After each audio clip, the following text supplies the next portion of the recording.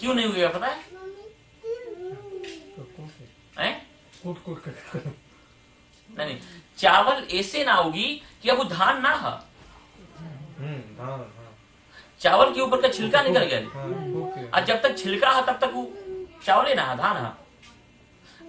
जब ऊपर का छिलका निकल गया, कहेंगे छिलका युक्त जो चावल है वो धान है ना, और जब छिलका निकल कर चावल हो गया, अब चावल का पुनर्जन्म ना हुई। चावल को आप जमीन में डालो, उसका पुनर्जन्म नहीं होता है। पुनर्जन्म इसलिए नहीं होता है कि उसके ऊपर जो आवरण था ना, धान, वो हट गया। तो हमारे भी जीवन में जो राग द्वेष का जो आवरण है, जो विकारों का आवरण है, जो लोभ, काम, क्रोध, मोह, मद, मात्सर्य का जो आवरण है, जब वो निकल जाएगा तो हम भी चावल मतलब अक्षत की तरह हो जाएंगे, श्वेत हो जाएंगे, निर्मल हो जाएंगे। फिर परमात्मा के चरणों में जो है हम निवेदित हो सकते हैं, फिर हमारा भी पुनर्जन्म नहीं होगा। और जब तक वो छिलका है, आवरण है, हमारे ऊपर भी राग द्वेष विकारों का जब तक आवरण है, तब तक वापस हमारा पुनर्जन्म होता रहेगा, होता रहेगा, होता रहेगा। और वो एक बार निकल गया कि हम भी अक्षर की तरह हो जाएंगे। तो चावल ही एक ऐसा अनाज है जिसका पुनर्जन्म नहीं होता है। चना को डालो उग जाएगा, अरे मेथी को भी डालो वो भी उग जाएगी। तो चावल के ऊपर जो छिलका निकल गया होता है, वो इस बात का प्रतीक है कि हमारे भी मन के ऊपर, हमारे भी विचारों के ऊपर, हमारे भी अंतःकरण के ऊपर जो विकारों का छिलका लगा हुआ है, पहले उसको धीरे धीरे हटाओ। फिर हम भी जब अक्षत की तरह, अक्षत का मतलब ही होता है कि अभी इसको कोई क्षति नहीं पहुंचेगी, अभी वापस इसको बंधन में कोई किसान नहीं डाल सकता है, इसको वापस अब उगाया नहीं जा सकता है, ये अक्षत हो गया। तो ये हर चीज के पीछे ना बहुत साइंटिफिक रीजन है, बहुत गहरा कारण है। जैसे कि और कोई प्रश्न बताओ, तुम बताओ। तिलक, हाँ, तिलक भी हम लगाते हैं। उसका अर्थ ये है कि देखो, ये जो हमारे पास जो दो आंखें हैं ना, बड़ी सीमित हैं। इन आंखों के द्वारा एक सीमा तक देख सकते हो, कई बार तो सीमा तक भी नहीं देख सकते हो। हमारे शास्त्रों ने कहा कि जो दिखाई पड़ता है ना, वो कई बार ज्यादातर सच होता ही नहीं है। अधिकतर लोग कहते हैं कि देखो भाई, जो सुनने में आता है वो सच नहीं होता। अध्यात्म कहता है कि जो दिखाई पड़ता है ना, वो भी सच नहीं होता। जो दिखाई पड़ता है वो ऐसे सच नहीं होता है। कभी आप लोगों ने स्नो देखा है? वो जो बर्फ पड़ी हुई होती है, स्नो पड़ा होता है, और स्नो जब देखो रात में पड़ी होती है, हम तो बाहर निकल के बड़ी मस्ती से बैठते हैं, बड़ा आनंद आता है। पूरी की पूरी रात एकदम चांदनी की तरह इतनी दूधिया हो गई होती है, क्योंकि स्नो जब पड़ रहा होता है तो नीचे की पूरी जमीन व्हाइट होती है, पूरे के पूरे जो पेड़ होते हैं वो व्हाइट होते हैं, आकाश से वो स्नो पड़ रहा होता है। तो वो रात में स्नो जो पड़ता है मुझे बड़ा अच्छा लगता है, तो मैं तो बैठता हूँ घंटों और देखता रहता हूँ। तो ये पूरा का पूरा जो व्हाइट वातावरण हो गया होता है, और स्नो देखो उसका व्हाइट रंग होता है ना, दिखाई एकदम बिल्कुल व्हाइट पड़ता है। लेकिन सच्चाई यह है कि उसमें वो व्हाइट रंग है ही नहीं। जो व्हाइट दिखाई पड़ रहा है स्नो में, उसमें व्हाइट रंग है नहीं है। उसको पिघला दो पानी हो जाएगा, पानी का कोई रंग ही नहीं है। लेकिन दिखाई पड़ रहा है ना एकदम स्नो व्हाइट व्हाइट चारों तरफ, बिल्कुल वो पेड़ों पर या मतलब मकानों पर या हर जगह सफेद ही लगता है ना, लेकिन उसमें सफेद रंग है नहीं है, फिर भी लगता है। जो आप साबुन सवेरे लगाते हो ना, वो साबुन या तो लाल कलर का होगा या ग्रीन कलर का होगा या गुलाबी रंग का होगा। लेकिन देखो सच्चाई ये है कि वो साबुन में वो रंग है ही नहीं, बस केवल दिखाई पड़ रहा है। अगर रंग होता तो आपकी स्किन में वो रंग लगता ना। लेकिन साबुन को आप अगर रगड़ो तो हरे रंग का साबुन होता है, लेकिन झाग छोड़ता है सफेद रंग का। सच्चाई ये है कि वो सफेद रंग के झाग में भी सफेद रंग नहीं होता है। तो संसार में जो कुछ भी दिखाई पड़ रहा है ना, वहां पर कहीं कुछ है ही नहीं। तो जो ये आंखें हैं, रियल में ये सच्चाई को ये देख ही नहीं पा रही हैं। सच्चाई को देखना है तो तीसरी एक आंख चाहिए, और वो है ज्ञान की आंख, वो है शास्त्रों की आंख, वो है समझदारी की आंख, वो है विवेक की आंख, वो है इंटेलेक्ट की आंख, वो है साधना की आंख, और वो यहां है। इसका जो है वो सिंबल है जो यहां हम लगाते हैं। आत्मा का निवास यहां बताया गया है। भगवान का जो निवास है वो हमारे हृदय में है, और आत्मा का जो निवास है वो यहां पर है। और देखो, कुछ भी सोचना होता है ना तो जोर यहां नहीं पड़ता है। किसी को प्रेम करो तो यहां थोड़ा जोर पड़ेगा, वो हाथ में पेन होगा। कहीं भी आपकी आसक्ति हो गई होगी तो यहां जोर पड़ेगा।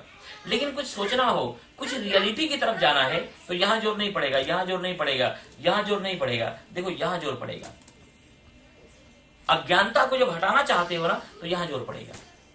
तो ये ज्ञान का एक सिंबल है, इसलिए यहाँ पर तिलक लगाते हैं। तिलक में भी धार्मिक अगर कोई फंक्शन है, प्रसंग है, तो इस अंगुली से लगाते हैं। ये सूर्य की अंगुली है।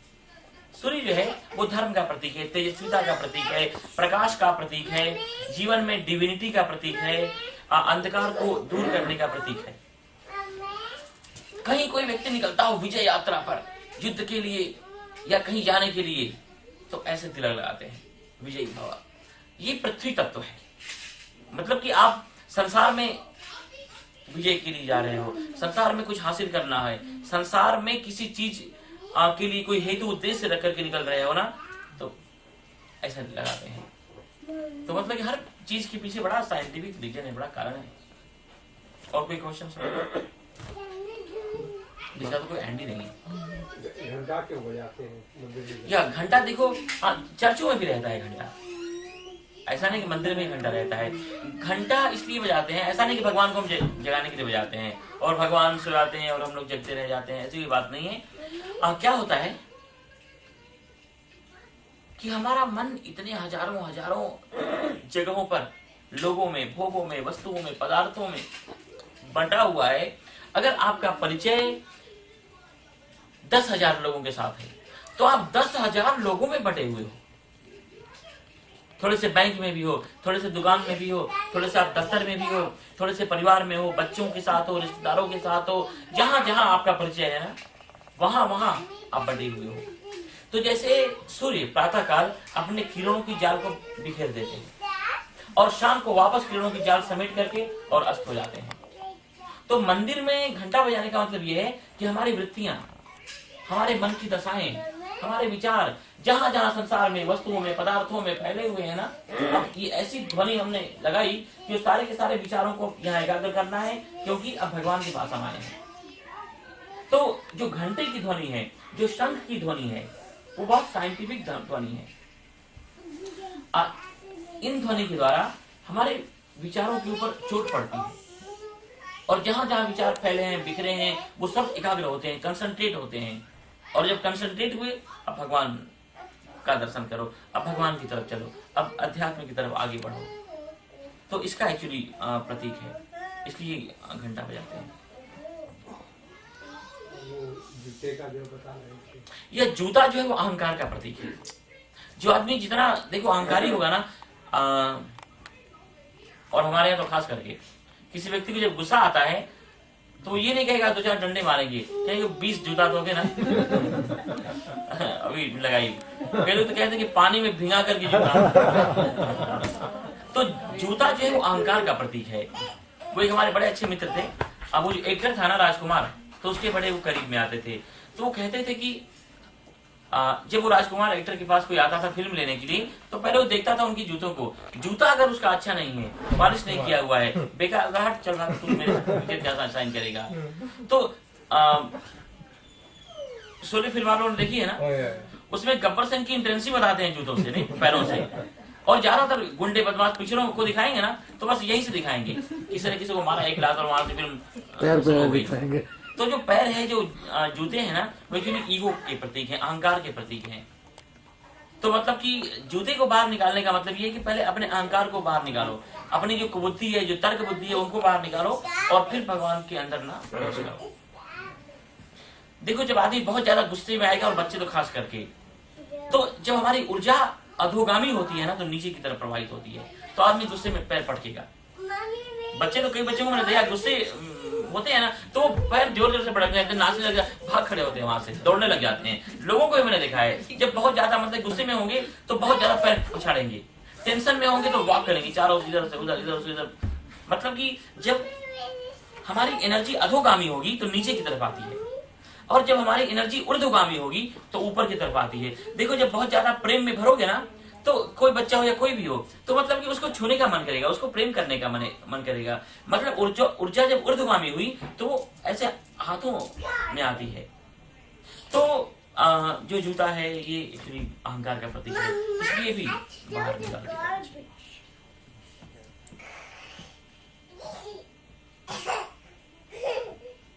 देवता जी के नमस्कार ऐसे क्यों करते हैं? आप भगवान को नमस्कार इसलिए करते हैं कि देखो, पहली बात तो यह है कि हमारा जो स्वरूप है ना, वही वो स्वरूप है। ईश्वर तत्व जो हमारे अंदर बैठा हुआ है वही तो है। ये वैसे ही है जैसे मान लो कि आपकी घड़ी देख करके मुझे अपनी घड़ी की याद आ गई, अरे कहाँ छूट गई भाई। तो जिस भगवान को हम देख रहे हैं ना, और देख करके याद आ गया, अरे हमारे अंदर भी तो वही बैठा हुआ है। मतलब उनको देख करके अपने अंदर का जो परम तत्व है उसको जगाना है। जो भगवान की आरती करते हैं, आरती मतलब कि तुम तो सूर्य की तरह हो, लेकिन हम तो इस ज्योति की तरह हैं। इस ज्योति को जो है वो तुम्हारे साथ मतलब कि इसको जोड़ना है, ज्योति से जो है ना वो ज्योति जलानी है और आपकी तरह हमें बनना है, क्योंकि हम तो आपके ही अंश हैं। तो मतलब कि जो ईश्वर तत्व हमारे अंदर बैठा हुआ है उसको हम इसलिए प्रणाम करते हैं कि वही तत्व हमारे अंदर है जो कि भूला हुआ है, जिसको कि हम विस्मृत कर बैठे हैं, जिसकी की कभी हमको याद ही नहीं आई। इंद्रिय सुख के पीछे, भोगों के पीछे, वासनाओं के पीछे, अपने आप को ही सुखी करने के होड़ में, और अंत में तो सारी चीजें इकट्ठी करने के बाद भी, कमाने के बाद भी जीवन हमारा वैसे ही अशांत, अस्वस्थ, दुखी और बीमार ही रह जाता है। सब कुछ पा लेने के बाद भी लगता है कुछ न कुछ अधूरा ही रह गया। जब तक कि ईश्वर को नहीं जाने, जब तक कि अध्यात्म को नहीं जाने, जब तक कि अंदर से परमात्मा के साथ प्रेम नहीं होगा ना, तब तक संसार कभी भी किसी व्यक्ति के जीवन को पूर्णता दे ही नहीं सकता है। संसार किसी को भी मिलेगा अपूर्ण ही मिलेगा, अधूरा ही मिलेगा। संसार में पूर्णता की व्यवस्था ही नहीं है। और परमात्मा भगवान जब भी किसी को भी मिलेंगे ना, पूरे ही मिलेंगे, पूर्ण ही मिलेंगे। परमात्मा में अपूर्णता की व्यवस्था नहीं है और संसार में कभी पूर्णता की व्यवस्था नहीं है। तो इसलिए अंत में तो भगवान के बिना तो हमारा कोई अस्तित्व ही नहीं है, क्योंकि पैसा या इंद्रिय सुख की जो लालसा है, जो लोभ अंदर बैठा हुआ है, या संसार की वस्तु या पदार्थ या परिस्थिति या कोई व्यक्ति हमें सुखी कर देंगे या सुख पहुंचा देंगे, ये सब बहुत शायद ना समझदारी की ही बातें हैं।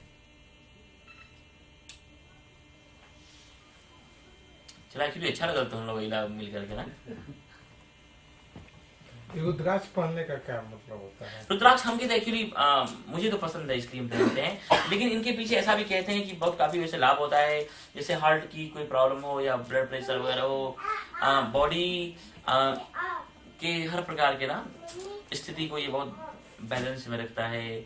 और भगवान शिव की ब्लेसिंग है, स्पिरिचुअल एनर्जी है, इसलिए भी। लेकिन मुझे तो अच्छा लगता है, और मुझे तो एक्चुअली सादगी ही हमारा श्रृंगार है। सादगी में ही हम बहुत ज्यादा पसंद करते हैं। वरना हम भी चाहें तो सोने की चेन पहन सकते हैं, मटर माला इसकी जगह पर पहना जा सकता है, प्लेटिनम की चेन पहन सकते हैं, हीरे की अंगूठी पहन सकते हैं। क्योंकि मेरे ऐसे ऐसे प्रेमी हैं, मुझे प्रेम करने वाले लोग, जो उसके बड़े पैमाने के व्यापारी हैं। उनसे अगर हम कहें तो किलो किलो सोने से हमें वो लाद दें। लेकिन मेरे लिए तो यही सौभाग्य की बात है। मेरे हाथ में अगर राडो घड़ी हो, उससे भी महंगी महंगी 20-20 हजार डॉलर की घड़ियां आती हैं, तो लेकिन वो हमें शोभा नहीं देंगी। मेरे हाथ में रुद्राक्ष की माला हो, मेरे हाथ में गीता हो, मेरे हाथ में यहाँ प्लेटिनम की चैन हो, वो नहीं अच्छा लगेगा। बिकॉज हम जो बोल रहे हैं ना, वो हमारा मैसेज नहीं है। हम जो कह रहे हैं वो हमारा मैसेज नहीं है, क्योंकि कहने को बोलने को तो कोई भी कुछ भी कह सकता है, कोई भी बोल सकता है। हम जो जी रहे हैं वो हमारा मैसेज है। अभी देखो 5-5 हजार रुपए मीटर खादी कपड़े मिलते हैं, इतनी क्वालिटी का खादी के कपड़न में कि मतलब कि एक जोड़ी हम कपड़ा खरीदे जाए तो 10,000 रुपया की एक जोड़ी हमारा खादी कपड़ा हुई। लेकिन हई हम खादी पहन ले ना, ये 20 रुपया मीटर की खादी है। अब ऐसे सस्ती खादी लेवा तो मच्छरदानी टाइप का आई लेकिन सबसे सस्ती खादी है 20 रुपया मीटर का। अब 500 रुपया का हम खादी का कपड़ा खरीदब ना, तो 3-4 साल 5 साल तक आराम से हमारा चलेगा। एक बार खड़ा हूं बनवाई तो शायद हमारे संग ही जाइए। तो मतलब कि हम जो कह रहे हैं वो हमारा मैसेज नहीं है, हम जो जी रहे हैं ना वो हमारा मैसेज है। तो जो सादगी है, जो एटलीस्ट हम जो बोल रहे हैं वो हमारे जीवन में तो होना ही चाहिए, नहीं तो उसका कोई अर्थ ही नहीं है। और जब तक जीवन में नहीं होगा ना, तब तक लाख हम किसी को कहते रह जाएं, वो चीज असर करेगी ही नहीं। एक बार एक कोई माँ जो है अपने छोटे से बच्चे को लेकर के और गांधी जी के पास आई, और उसने कहा कि बापू जी, जो हमारा बालक है बहुत गुड़ खाता है, बहुत मिठाई खाता है, इसको कहो ना खाए। मैं तो समझा करके हार गई, ये मानता नहीं है। तो उन्होंने कहा ठीक है, अगले सप्ताह में लेके आना। फिर वो लेकर के आई। उन्हें कहा कि नेक्स्ट वीक में लेके आना है। फिर उसके बाद वो लेके आई, कहा कि 2-4 दिन बाद थोड़ा लेकर के आओ। कहा कि ठीक है, शायद कुछ ऐसा कह दें कि मान जाए। फिर लेकर के आई। तूने कहा कि देखो बेटा, अब आज से गुड़ मत खाना क्योंकि ये तबीयत के लिए अच्छा नहीं है। और कहा कि ठीक है लेके जाओ। तो वो स्त्री बड़ी नाराज हुई। उन्होंने कहा जब इतना ही तुम्हें कहना था तो ये 5 बार धक्के खिलवाए, इससे अच्छा है उसी समय कह देते। तो गांधी जी ने कहा कि उस समय कहते तो ये बात असर नहीं करती, क्योंकि उस समय हम खुद ही खाते थे। तो इधर 4-5 सप्ताह में हमने खुद वो नहीं खाने की प्रैक्टिस की है। अब मैं भी नहीं खा रहा हूँ। अब मैंने जो कहा है ना वो चीज असर करेगी। अगर मैं खुद ही दिन में 4 बार चाय और कॉफी पीता हूँ और फिर मैं कहूँ कि नहीं चाय स्वस्थ रहना हो तो मत पियो, तो लाख हम कह दें वो चीज तीर की तरह असर नहीं करेगी। तो जब तक हमारे खुद के जीवन में वो चीज नहीं होगी ना तो वो किसी के जीवन में असर करेगी ही नहीं। जब उस चीज को हम खुद जिएंगे, जैसे मान लो कि हम उपदेश कर रहे हो ज्ञान के ऊपर, वैराग्य के ऊपर, कि संसार का मोह नहीं होना चाहिए, नश्वर रहे, नासवान है, क्षण भंगुर है, ये संसार किसी के पास रहा नहीं, रहने वाला नहीं है, रहेगा नहीं। और खुद जो है हम अंगूठी हीरे की पहने हुए हों और चैन पहने हुए हों, कपड़े हमारे बहुत एकदम बिल्कुल टेरी खादी और रेशमी के और इस तरह से महंगे महंगे कपड़े हों और घड़ी हम पहने हुए हैं, तो अभी तो हम खुद ही उस मोह में से मुक्त नहीं हुए। फिर दूसरों को अगर हम उपदेश दें तो फिल्म के एक्टरों की तरह ही होगा, उससे बहुत ज्यादा नहीं होगा। उससे लोगों को मनोरंजन मिल जाएगा, लेकिन वो चीजें उनके जीवन में असर करने वाली नहीं होंगी। तो इसलिए एक्चुअली ये मुझे पसंद है। वरना मैं तो जो चाहूं वो कर सकता हूं। मेरे मन में अगर किसी भी चीज की इच्छा अगर प्रकट हो, इम्पॉसिबल है, असंभव है कि उसको हम नहीं पूरी कर सकें, लेकिन वो हमारा लक्ष्य नहीं है, वो हमारा टारगेट नहीं है, वो हमारा हेतु नहीं है, वो हमारा उद्देश्य नहीं है। उद्देश्य तो ये है कि संसार के प्रति जो मोह है उसको हटाना है, और मैं खुद ही उनके मुंह में अगर पड़ा रहूंगा तो फिर उसका कोई मतलब ही नहीं हुआ ना। तो बस तो ऐसा ही है। कई बार हमारे मित्र जो कथाकार वगैरह हैं, प्रवचनकार वगैरह हैं, तो क्योंकि 11 साल से तो हम इंडिया से बाहर ही हैं, तो जब जाते हैं तो उनको बड़ा आश्चर्य होता है, अरे अब तो कुछ सोने की चैन भी नहीं पहने हुए हो, एक भी अंगूठी भी नहीं पहने हुए हो, आपके पास तो घड़ी भी नहीं है, प्रवचन के लिए दूसरों से मांगते हो। तो उनको बड़ा आश्चर्य लगता है। उनको लगता है कि अरे ऐसा तो कुछ हमारे पास रहे तो हम तो बस विदेश जाए 10-10 किलो सोना ही लेते आते रहे। तो हमने कहा लेकिन उन सब चीजों के प्रति मेरे मन में कोई अट्रैक्शन नहीं है, कोई मोह नहीं है, ऐसा कुछ नहीं है। तो धीरे धीरे तो ज्ञान के द्वारा, विवेक के द्वारा, वैराग्य के द्वारा संसार के जो हम अट्रैक्शन में फंसे हुए हैं, पड़े हुए हैं ना, उन अट्रैक्शन को कम करना है। संसार में रहना है बिहेवियर के लिए, व्यवहार के लिए, लेकिन जो मोह था वो हटा करके और एक व्यवस्था के लिए रहना है। जैसे अब तक स्नान करते थे अपने आप को बड़ा अच्छा दिखाने के लिए, सुंदर दिखाने के लिए, थोड़ा बड़ा स्मार्ट फिट फाट दिखाने के लिए। भगवान ने कहा नहीं, वो हटाओ, अब स्नान करो स्वच्छता के लिए, पवित्रता के लिए। अब तक भोजन करते थे स्वाद के लिए, भगवान ने कहा नहीं, अब स्वास्थ्य के लिए भोजन करो।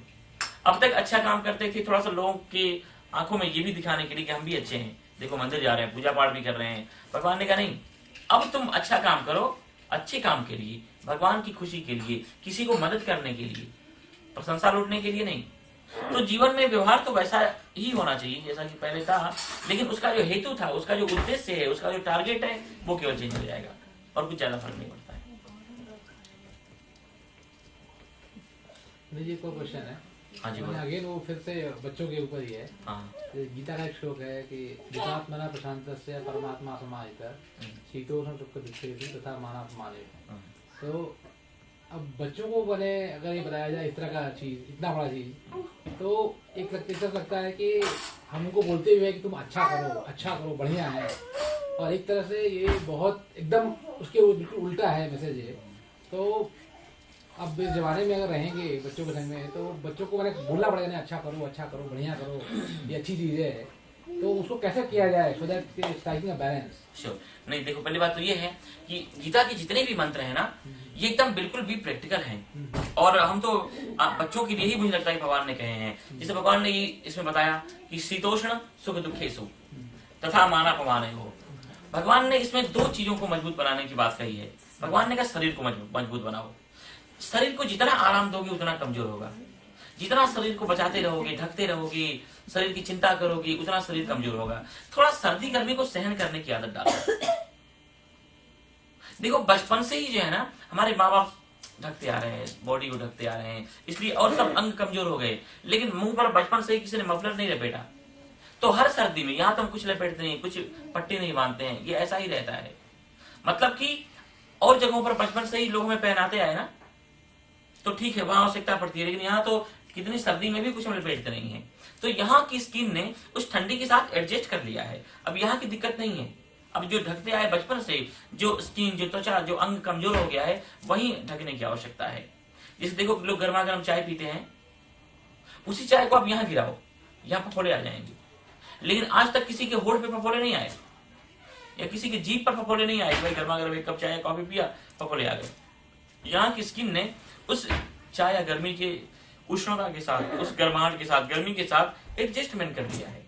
तो भगवान ने शरीर ऐसा बनाया है कि अगर कोई व्यक्ति चाहे तो इसको फूल से भी कोमल बना सकता है, और अगर आप चाहो तो इसको वज्र से भी, पत्थर से भी, पहाड़ से भी, चट्टान से भी ज्यादा इसको आप कठोर बना सकते हो। देखो हर प्रकार के मौसम में, चाहे वो गर्मी का मौसम हो, चाहे वो बरसात का मौसम हो, चाहे वो ठंडी का मौसम भी, -10, -15, -40 तक हम ऐसे ही रहते हैं। No jacket, no woollen, no कोई सिला हुआ कपड़ा, कोई साल, कुछ भी नहीं रखते हैं, कुछ भी नहीं रखते हैं। और पूरे के पूरे यूरोप में जो ठंडे मुल्क हैं, यहाँ अमेरिका में भी विंटर में शिकागो है, डिट्रॉइट है, ये न्यूयॉर्क है, न्यूजर्सी है, बोस्टन है, हर जगह जहां पर इतनी भयंकर ठंडी पड़ती है कि बस पूछो ही मत।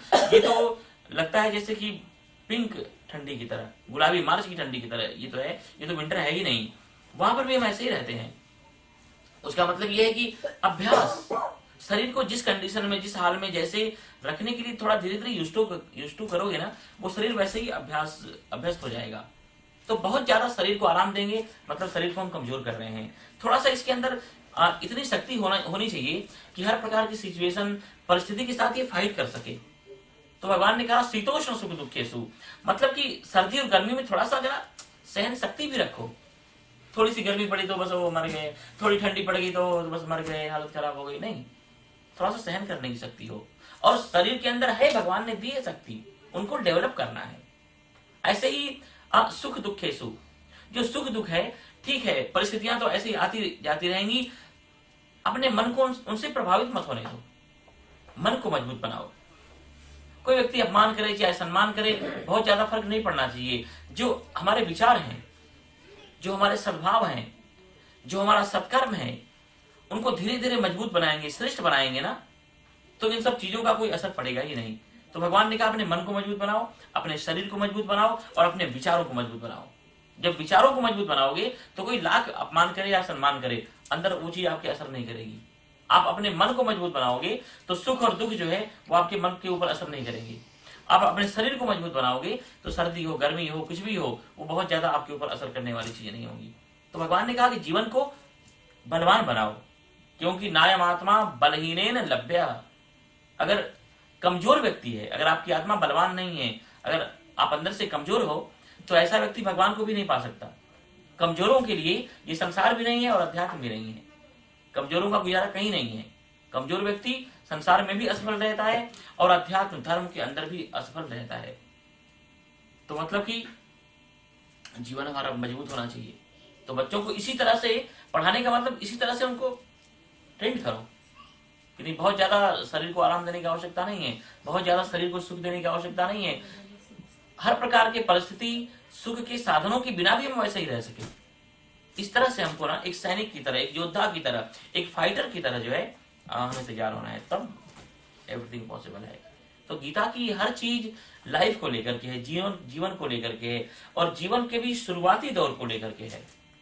तो एवरीथिंग इज हमारे लिए भगवान ने मैसेज दिए हैं, वैसा ही हमको गढ़ना है जीवन को, वैसा ही बनाना तो बच्चों को कहाँ से मजबूत, हर काम तो गाड़ी से हो रहा है, बच्चों को स्कूल चलो ठीक, कोई बात नहीं है, लेकिन गाड़ी से हो रहा है तो कोई बात नहीं है। अब लेकिन ऐसा भी आप देखोगे ना, ज्यादातर क्योंकि सुविधाएं तो जितनी मिलती जाती है मन बेईमान होता जाता है। हम देखते हैं लोग जाते हैं सब सामान वामान लेने के लिए, ग्रोसरी वगैरह ना, तो वो नजदीक से नजदीक पार्किंग खोजेंगे कि वो बहुत चलना नहीं पड़े। कई बार तो वो आधे घंटे वेट करते हैं कि ये निकले तो ये पार्क करेंगे। अब एटलीस्ट ऐसा तो नहीं करो, थोड़ा दूर भी पार्क करना पड़े तो कोई बात नहीं है। वो 2 गैलन दूध का उठाएंगे, 2 गैलन दूध का लेंगे तो उसके लिए भी गाड़ी लेकर के आएंगे। अरे भाई क्या 2 गैलन दूध के लिए गाड़ी लेकर के आना। तो धीरे धीरे जितना हो सके एटलीस्ट कोई बात नहीं है, थोड़ा सा वो वृत्ति रहनी चाहिए। तो वृत्ति रहेगी तो कोई बात नहीं है, वो स्वभाव रहना चाहिए। स्वामी जी हमको तो हमेशा डांट पड़ती है कि गाड़ी तुम क्यों अल्लाह मियाँ के पिछवाड़े पास कर दी? हमको अब दूर अच्छा रहता है वहाँ। हाँ ठीक बात है, यहाँ पर भी आपने बहुत दूर गाड़ी पार की है। तो हम डांट के लिए क्या किया जाए? अच्छा, इसीलिए आपका स्वास्थ्य अच्छा है। एटलीस्ट डांटने वालों की अपेक्षा आपका स्वास्थ्य अच्छा है।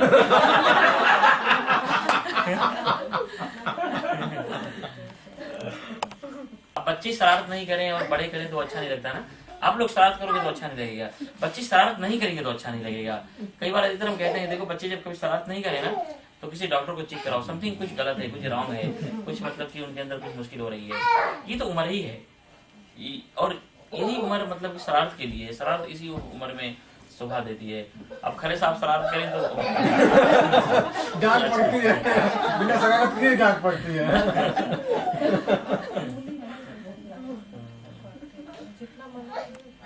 जिसे भगवान ने देखो क्रोध बनाया है तो क्रोध करो, अपनी बुराइयों पर करो, अपनी कमियों पर करो, जो कुछ थोड़ा अव्यवस्थित चीजें हैं उनके ऊपर क्रोध करो।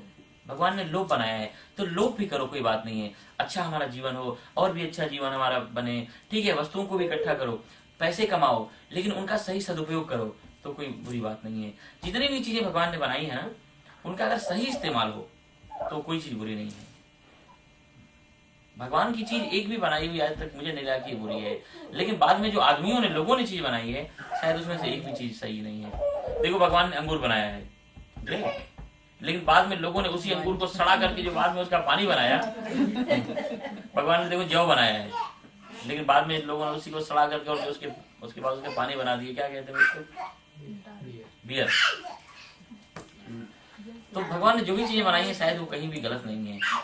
अगर सही उनका हम इस्तेमाल करें ना तो एवरीथिंग इज ग्रेट, सब अच्छा है, कुछ भी बुरा नहीं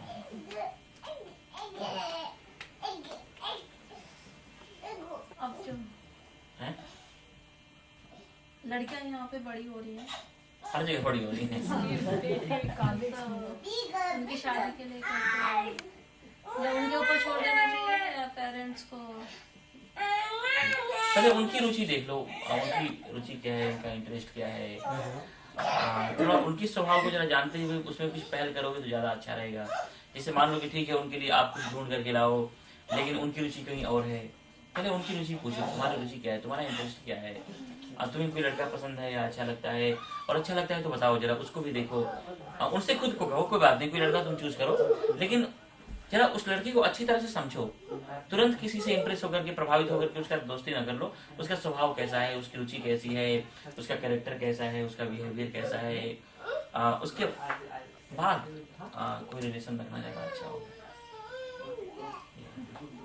उनके ऊपर नहीं छोड़ना, उनको खुद को ही उनको समझाओ, खुद को ही समझाओ उनको कि ठीक है दोस्त तो कई हो सकते हैं, लेकिन जीवन जिसके ऊपर डिपेंड करना है, जिसके साथ जीवन को जोड़ना है ना, उसके अंदर तो कुछ स्पेशलिटी होनी चाहिए आपके अपने अनुसार। ज्यादातर लड़कियां खुश हो जाती हैं, कोई लड़का थोड़ा सा बस थोड़ी चापलूसी करे, थोड़ा उनकी हाँ में हाँ मिलाए और थोड़ा बस उनकी रुचि को देख करके उनके साथ थोड़ा सा प्ले करे ना, तो बस वो खुश हो जाती है, लगता है इससे अच्छा तो कोई लड़का मिलेगा ही नहीं। तो लेकिन वो उसका स्वीट बिहेवियर थोड़े समय के लिए होता है, बाद में नहीं होता है। तो थोड़ा सा लेकिन अब लड़कियों के अंदर भी समझदारी आ रही है, वो भी थोड़ी समझदार हुई हैं ज्यादातर। जैसा जैसा ये सब क्वेश्चंस करती हैं, लगता है नहीं अवेयरनेस आ रही है, तो थोड़ा अच्छी तरह से समझ करके, जानबूझ करके थोड़ा अगर कुछ वो करेंगी तो अच्छा होगा। क्योंकि जो जीवन में जो जीवन को ना बिगाड़ने का, खराब करने का जो समय है वो यही है, और बनाने का भी इसी उम्र में, एटलीस्ट 28 से लेकर के और 14 साल तक कोई अपने जीवन को जितना भी आगे उठा सके या फिर जितना खराब कर सके। अगर व्यक्ति केयरलेस होगा तो जीवन को खराब कर सकता है, केयरफुल होगा तो जीवन को और अच्छा बना सकता है। तो यही गोल्डन टाइम है जीवन को अच्छा बनाने का, यही स्वर्णिम काल है जीवन का। तो इसमें थोड़ा व्यक्ति को समझदारी के साथ, पेशेंस के साथ अगर जीवन जिए तो ज़्यादा अच्छा हो सकता है, नहीं तो फिर मुश्किल हो जाती है।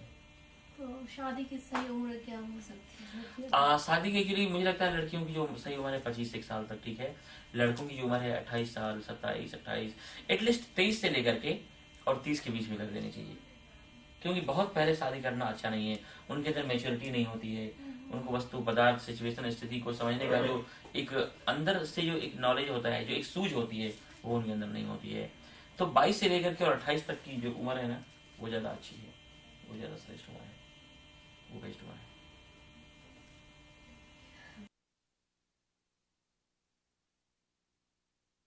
विवेक होना चाहिए।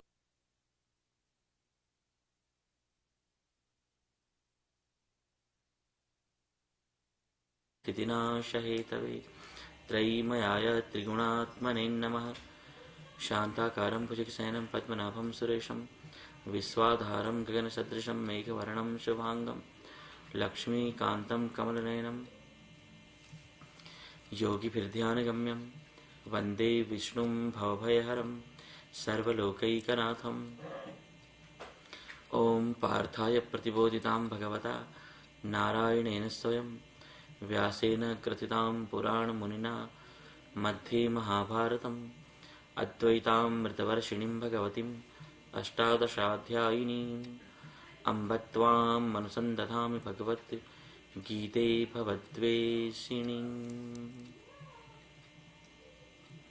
सबसे पहले अपने मन, बुद्धि, वाणी, विचार, अपने जीवन तथा यहाँ के वातावरण को और भी अत्यधिक पवित्र बनाने के लिए पहले कुछ मंत्रों का उच्चारण करेंगे। सबसे पहले यहाँ से बोला जाएगा और उसके बाद आप सभी लोग बोलना। ओम भूर्भुवस्वः तत्सवितुर्वरेण्यं भर्गो देवस्य धीमहि धियो यो नः प्रचोदयात्। ईशावास्यम् इदं सर्वं यत्किंच जगत्यां जगत् तेन त्यक्तेन भुञ्जीथाः मा गृधः कस्य स्विद्धनम्। ॐ त्र्यम्बकं यजामहे सुगन्धिं पुष्टिवर्धनम् उर्वारुकमिव बन्धनान् मृत्योर्मुक्षीय मामृतात् आद्वेष्टा